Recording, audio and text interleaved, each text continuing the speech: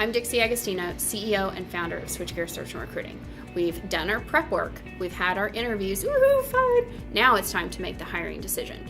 So at the end of the interview, our hiring team needs to come together and do a debrief. They need to complete their scorecard, and they need to collaborate to find out, like, are the scores showing a similar pattern?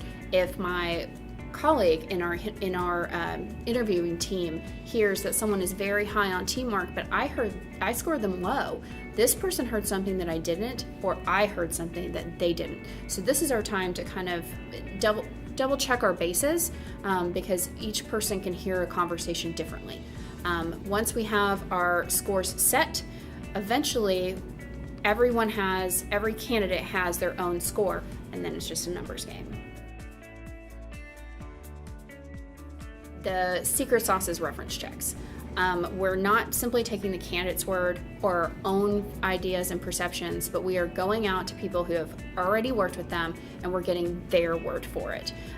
Reference checks are very rare. People are scared of them, but there's nothing to be scared of, quite honestly. If somebody gives you this information, it's quite the gift.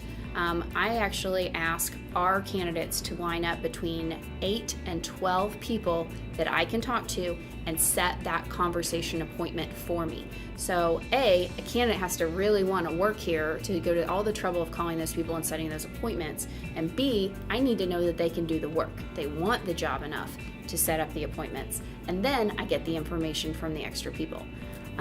What to look for is, hey, top performers have lots of people who are willing to rave about them. They have raving fans.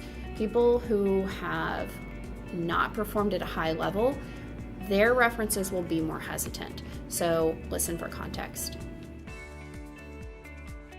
The post-interview communication, you have your candidates and you finally know who's the person for the job and who are not.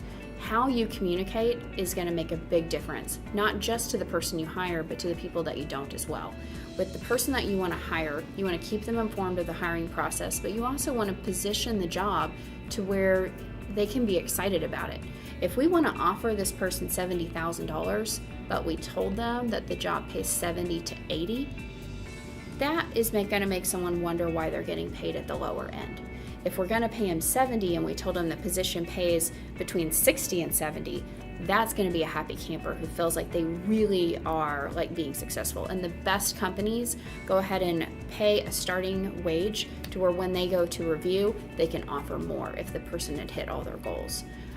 With the people that we chose not to hire, because we were honest and forthright about exactly the process, where they were, how things are going, we can now put a pin in them. They might not have been a fit for this specific role, but if we treated them with respect and gave them information, they may be a great fit down the road.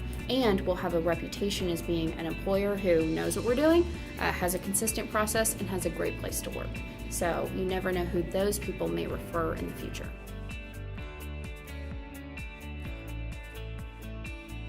So we've extended the offer and it's time to seal the deal. We know the person that we want. They've sold themselves to us. Now it's our time to sell to them.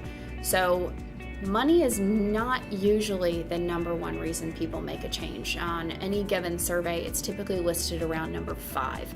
The top reasons are great management, the opportunity to do something challenging, and a culture that really fits them. So what we want to do is show the culture. We need to court them. We want them to have an opportunity to meet their coworkers, see where they'll be working, and get to know more about us. This is where we lay the groundwork for the people that we're going to be when they come on board and how we're going to be managing them in the future. So you've done the work, you've done it right, you've got the best person for the job. Wah-ha! Now they're coming on board. So we're going to cover what to do then in our next video.